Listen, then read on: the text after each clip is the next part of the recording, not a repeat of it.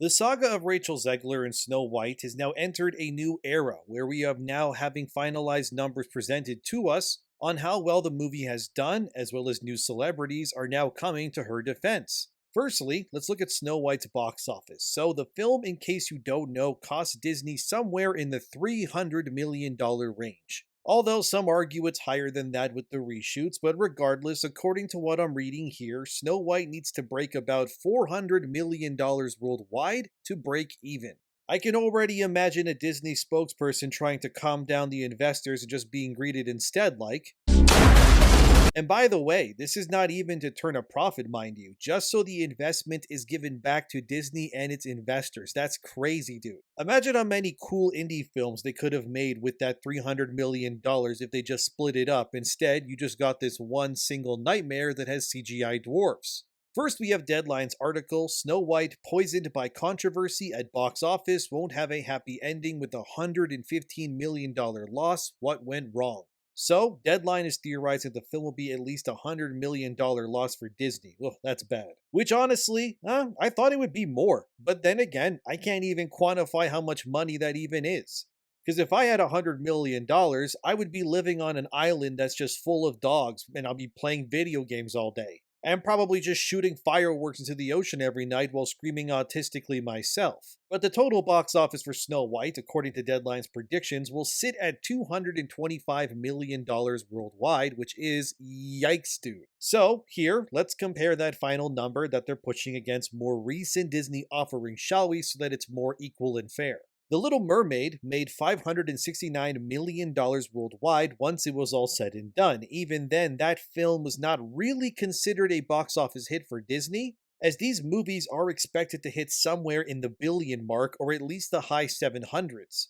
But its domestic total alone will be higher than the entire box office of Snow White, which is crazy. The Little Mermaid did have its controversies, mostly people mad that Ariel was now black. But I think the reason why the movie still did relatively okay was because the lead actress just didn't really attack anyone at all. She just sort of smiled and waved at every interview, and had she been more vocal about things like politics, such as Zegler has clearly been, then The Little Mermaid would have definitely made far less. Although, according to Disney, The Little Mermaid was one of their biggest releases on Disney Plus, so there's that at least. Then we have Mufasa. Yeah, I know, CGI lions versus dwarves, it still tracks, but Mufasa made about $719 million worldwide, and will also make more than all of Snow White domestically alone. Mufasa was a success despite the bad reviews, and while it did still make money, it was still falling much shorter than the Lion King remake, which made over $500 million domestically, and broke $1.1 billion worldwide, bringing its total to $1.6 billion.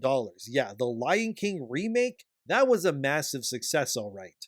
Although, to be fair, the Lion King remake did come out in 2019, when Disney was at their peak. Because besides the Lion King, they also had stuff like Avengers Endgame and more too. It was a year for Disney where people still mostly liked the company's outputs. Well, Star Wars' finale came out too, and well, we all know people think about that movie. But anyway, besides Star Wars faltering, everything else did do amazingly well. However, comparing 2019 Disney to 2025, it's a completely different beast. 2019 Disney was before the woke era, so to speak, and the company was mostly committed to pushing content that wasn't full of agendas. Then 2020 happened, the pandemic and all of that, and then the ESG money flew into every company at light speed. Then political activism became the new meta going forward, and a new wave of actors that were more activist than caring about their craft would come into the public eye. This then brings us all the way back to Rachel Zegler, who is pretty much the epitome of that new meta of actor, where your activism matters just as much as your acting does, well, in their eyes anyways. But to the average moviegoer, the last thing we do want to see is the political opinions of out-of-touch millionaires. Ricky Gervais is still prophetic with his speech at the Golden Globes on this all these years removed. The point here is that nobody wants to hear what these people have to say, with Rachel Zegler effectively being fired and blacklisted by Hollywood for this disaster. Surprisingly, other actors have now come to her defense. One of these is Melissa Barrera, that's the former Scream actor who also got let go by her agency for advocating for Palestine about a year ago, prior to Rachel Zegler's political comments on the same thing, Melissa Barrera would say via Instagram. A newly published hit piece in Variety magazine attempts to paint Rachel Zegler as difficult and politically radical. It doesn't. It makes her look cool as hell and full of integrity. This defense by other actors doesn't stop here either, as it turned out that Pedro Pascal had also come to Rachel Zegler's defense, where he was also having a post on Instagram with her face with the hashtag icon, as you can see here. This one in particular was interesting for a lot of people because Pedro Pascal has been criticized in the past for how he refused to defend his former co-star Gina Carano when she was ousted by Disney and Hollywood for her political opinions on vaccines and more. Pedro is an outspoken liberal who champions things like transgenderism openly, as his own brother is trans, who I guess is now his sister, I think? Or is it the other way around? I don't know. He's also famously posted things like this where he connected Trump supporters to Confederate flag supporters or Yahtzees. Obviously, I gotta censor this image because of YouTube, because believe it or not, if you show the Yahtzee symbol, especially on YouTube, they will immediately age restrict or downright take your video down. Gotta love it, I know. But the point here is that Pedro Pascal coming out in support of Rachel is very interesting because the man has been, and I mean, let's be real, kind of the poster boy of Hollywood ever since his popularity surged following Game of Thrones. In my opinion, Pedro Pascal is like the male Zendaya at this point. The guy is just in everything, and it's gotten to the point of annoying if I'm being honest. Mostly because it's just overexposure in my opinion. I actively just kind of go out of my way to watch things that has Pedro in it if I can help it. Solely because I'm just tired of seeing the guy, honestly. The same thing with Zendaya and many other A-lister actors too. In general, just kind of seems like Hollywood wants to push the same talent on audiences as much as they humanly possibly can. But in Pedro's case, it doesn't surprise me considering the guy plays roles that are usually emasculating by nature. And he loves being undermined or replaced by women and stuff too, which I mean, he's in The Last of Us, and yeah, if you know what happens with Joel, you know.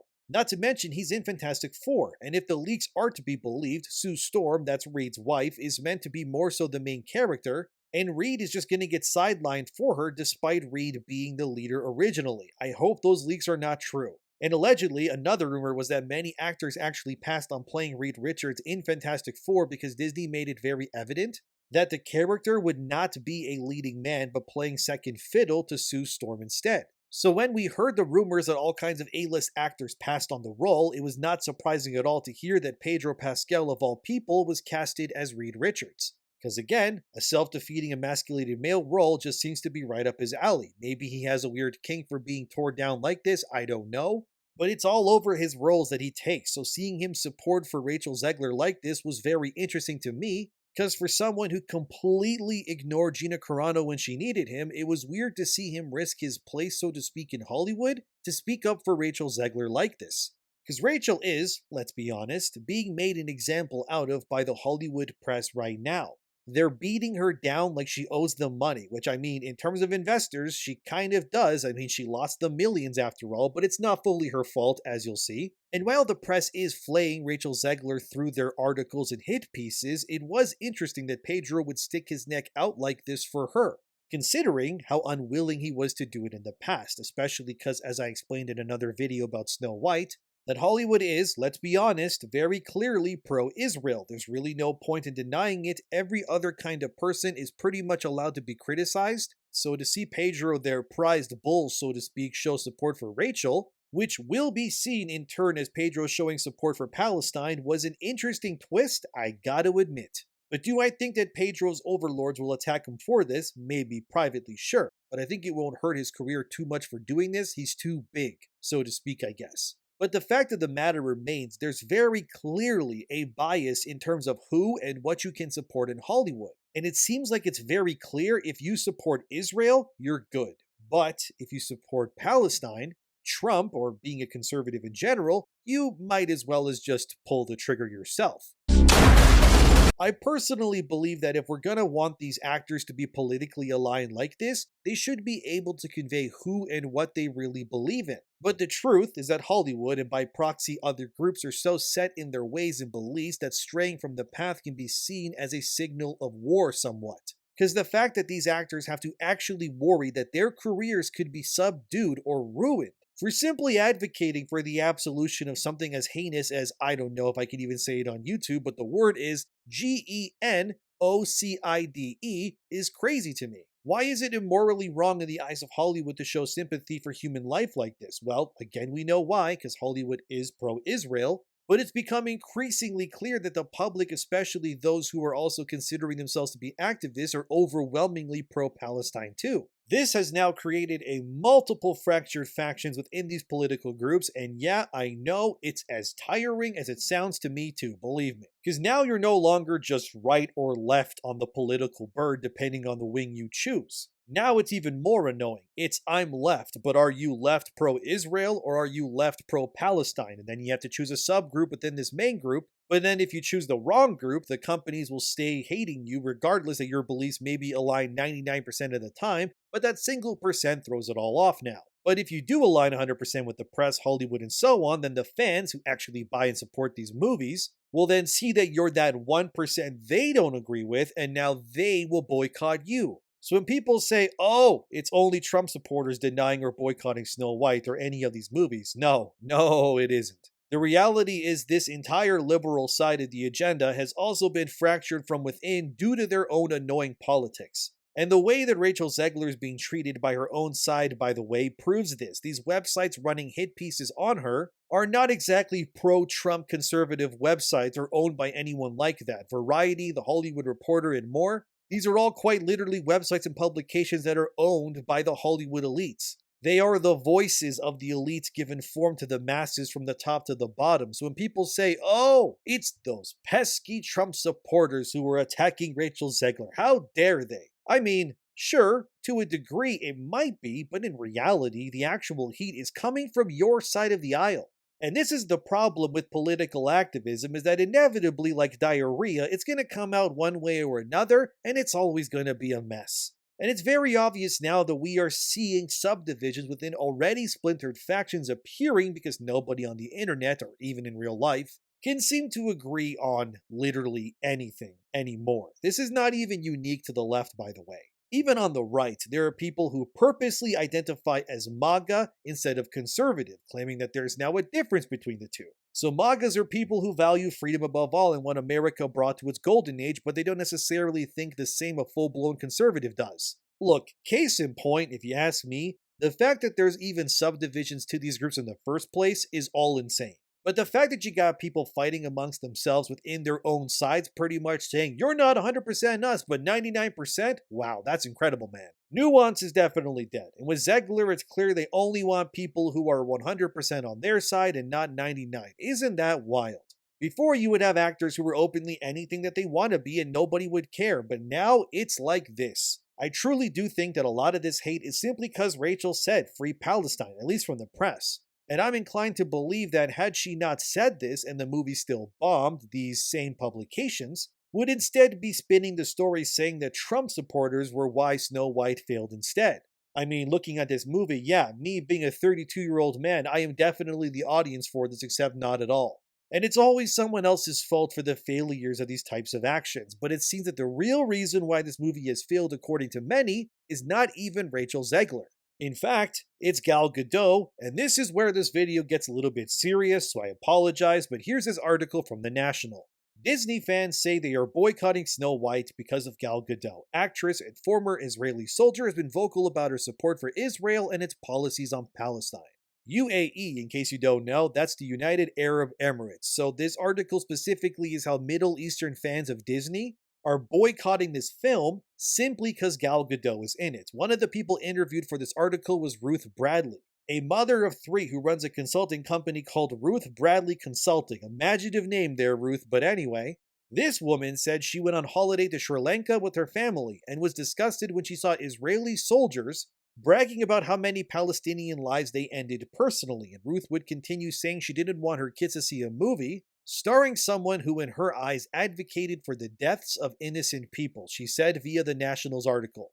It is something that will live with us forever, but more importantly, it raised questions from our 13-year-old son, which we had to answer in the most delicate and sensitive way possible as to what exactly is happening in Palestine and why. Despite the war having broken out the previous October, it was our first proper moment to educate our son, directly linked to something he was seeing and hearing with his own eyes and ears. Fast forward a year, and actress Gal Gadot a pretty renowned former Israeli soldier who has made no secret of her support for Israel, is one of the lead characters in Snow White. What sort of a message do we impart to our son by going to watch this film?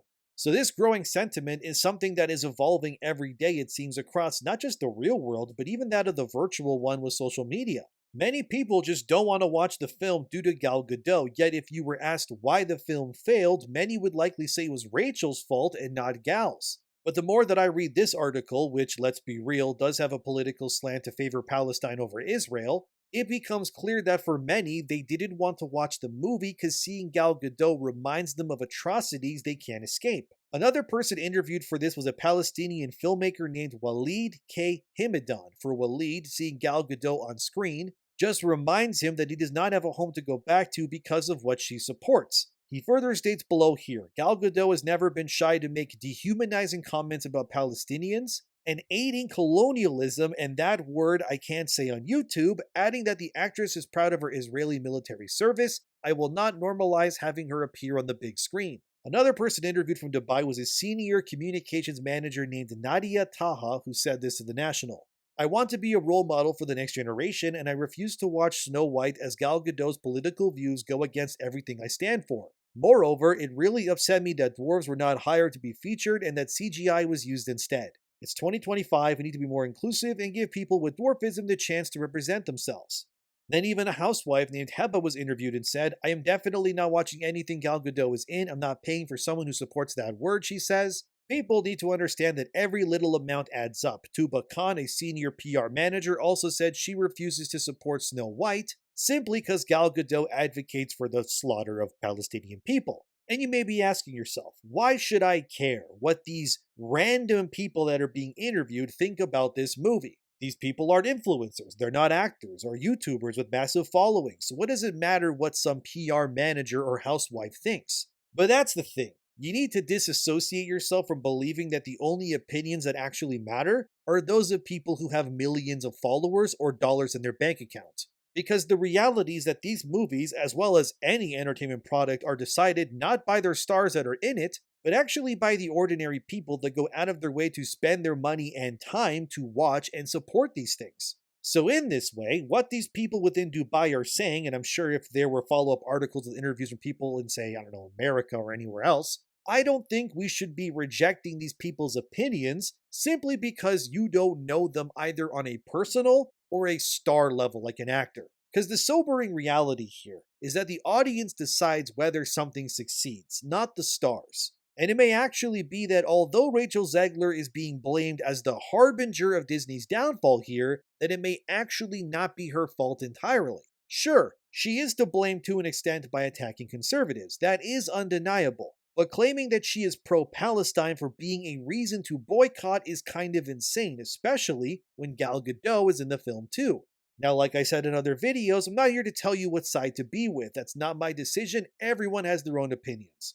But the truth of the matter is simply that what is going on here proves that studios, actors, any product really, just needs to remove themselves from the real-world politics of today. I'm not saying Hollywood should have hired a non-Israeli as the evil queen or whoever else, no. But what I am saying is that it's very obvious that Gal Gadot's comments on the war has had a direct effect on the film's reputation and appeal and its box office. And the argument could be made that Gal is not being flayed by the press like Zegler is because she is, in the eyes of Hollywood, on the so-called right side of history.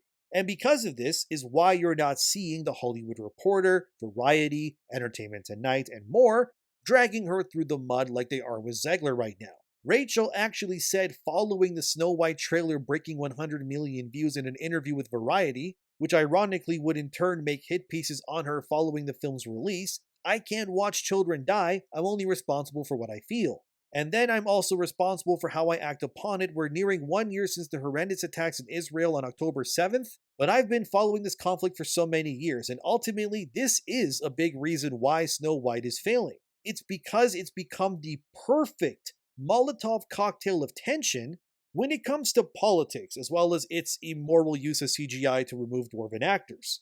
And let's not forget the whole feminism angle that rewrote the story's message too also. But, all in all, Snow White was made by a company that genuinely thought it would be saved no matter what, how many setbacks by the mystical modern audience that they keep claiming yet never shows up even once in all the years since they coined the term to save them. Nothing can save your product when it's so obviously a corporatized dumpster fire that critics hate, the fans have rejected, dwarven actors just loathe, and now you got real World War politics smearing the entire thing in a glistening sludge of political wildfire like this. And I think the way this article ends kind of sums it up, where they interview one last person, Abir Fadili, a retired Iraqi entrepreneur who was also born in Dubai, who says that she will not be watching a movie where the main star and almost everyone who made it supports and justifies the ending of children and civilians. You don't need to be pro-Palestine to take a stance, you just need to be pro-human, she says. And that's a pretty powerful way to end the article, and it kind of just shows that Gal Gadot may be to blame just as much as Rachel Zegler is for being in this.